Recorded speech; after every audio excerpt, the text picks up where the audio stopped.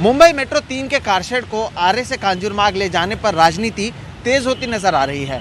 रविवार के दिन मुख्यमंत्री उद्धव ठाकरे ने कहा कि केंद्र सरकार के साथ जारी विवाद के कारण जो विकास के काम है उसमें रुकावट आ रहे हैं।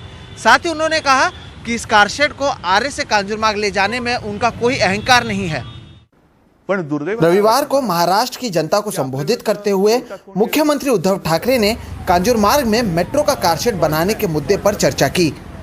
फिलहाल अदालत ने यहां काम पर रोक लगा दी है। इस मामले में विपक्ष में बैठी बीजेपी की ओर से बार बार हो रहे हमले के जवाब में उद्धव ठाकरे ने केंद्र सरकार को घेरने की कोशिश की। पण दुर्दैव काय वाटलं मला की आपल्या विरुद्ध कोर्टात कोण गेलं? केंद्र सरकार। ते सॉल्ट कमिशनर कशासाठी जात आहे? कशासाठी खेचाखेची करताय?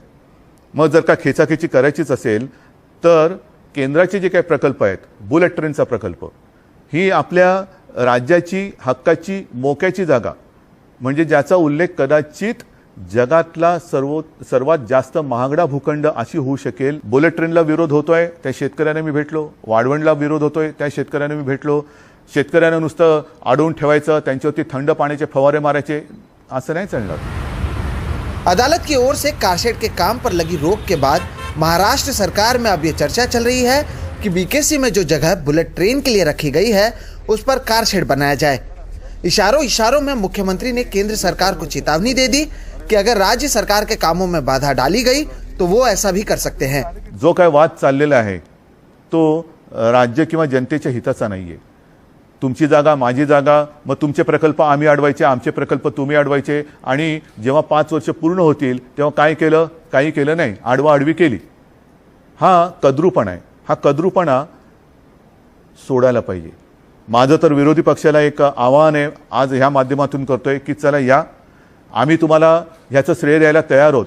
तो वहीं मुख्यमंत्री के आरोपों पर बीजेपी ने दावा किया कि सरकार की ही रिपोर्ट में कहा गया है कि कारशेड के लिए सबसे सही जगह आरे ही है, जिसे ये सरकार छुपा रही है। न्यायालयाच्या थपडा खाल्ल्यानंतर अदालत की ओर से कामकाज पर लगाए गए रोक के बाद अब मुख्यमंत्री ये साबित करने की कोशिश कर रहे हैं कि इसमें उनका दोष नहीं है, लेकिन उनकी ओर से ही इस मुद्दे पर एक समिति बनाई गई थी जिसने आरे को सही जगह बताया था।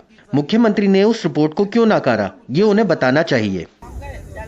महाराष्ट्र विधानसभा चुनावों में भी शिवसेना ने आरे के पर्यावरण को बचाकर विकास करने का मुद्दा उठाया था, तब वो बीजेपी के साथ सत्ता में थी।